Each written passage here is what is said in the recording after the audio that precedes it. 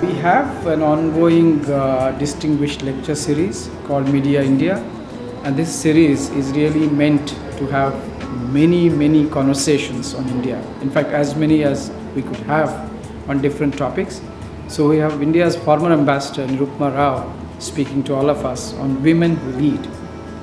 As you know perhaps that at the Consulate we have a plethora of activities, and this is just one of our many flagship projects and series that are currently going on.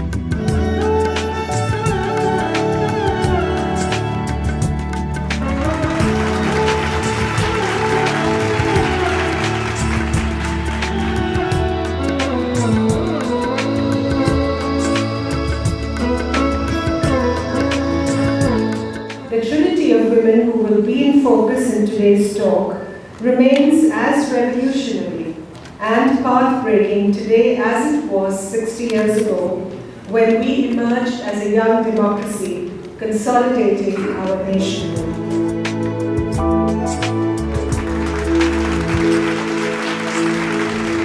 Indian MTV VJ and actress Shehnaz Trejariwala has just last week released an open letter to Amitabh Bachchan, Shah Rukh Khan, Anil Ambani, and other powerful men, saying that rape is, quote, their shame too, and that these powerful men are needed to, quote, save their women.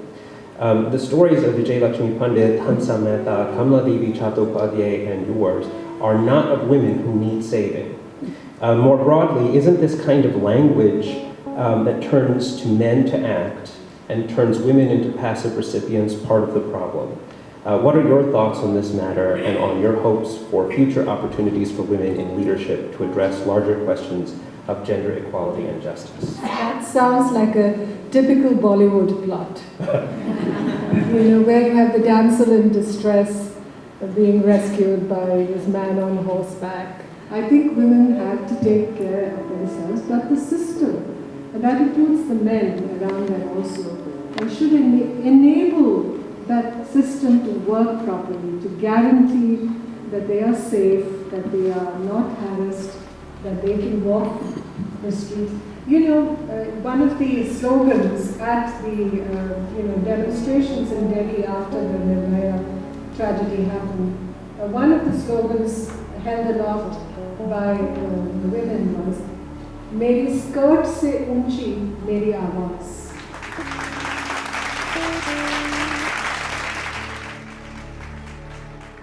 Just in context to the Bollywood, you know what you were talking about. Nowadays, everybody's watching TV at home, all the Dish Network, all the channels. The serials are submissive for the women character. They don't even progress above the woman's, picture that you have in the 21st century. So I think that also creates a big message that today, no matter what it is, you're going to be home, you're going to be a typical bahu, and you're going to be listening to your in-laws. I'm not saying that's bad or right, that's an individual choice. But the way every serial, every TV show is showing Ghar Ghar Mein, wouldn't it have an impact even because these shows are being shown all over Hindi, because you have the Hindi serials that are popular all over the country. But I'm from Kerala, and I know the Malayalam film industry.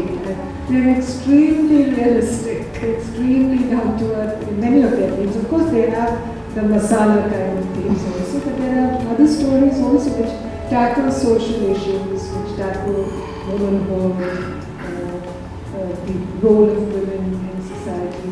I think the priority is to change the mindset and have women to be respected a lot more than they are today. We need to raise the standard of how men think about women, how the whole society thinks about women, and the respect people need to have for women. Women abuse is not just in India, it's a global topic. It's happening everywhere. But I'm glad of the fact that India has taken that initiative of raising that awareness.